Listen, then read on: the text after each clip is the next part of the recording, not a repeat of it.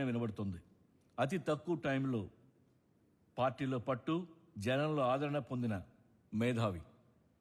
ఇతని గురించి రీసెర్చ్ చేస్తే దుబాయ్ని హెడ్ క్వార్టర్గా చేసుకొని చాలా స్మగ్లింగ్స్ చేశాడని ప్రూఫ్స్ కూడా దొరికాయి. The most dangerous and mysterious man.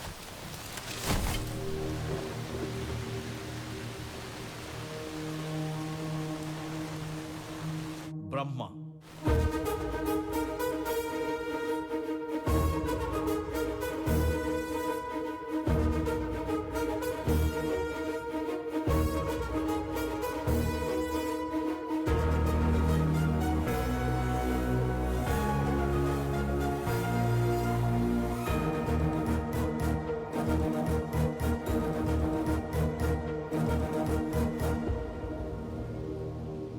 Complete contrast తో డబుల్ ఫేస్ తో ఉన్న వ్యక్తిని ప్రజల్లో దేవుళ్ళ పేరు సంపాదించుకున్నారు.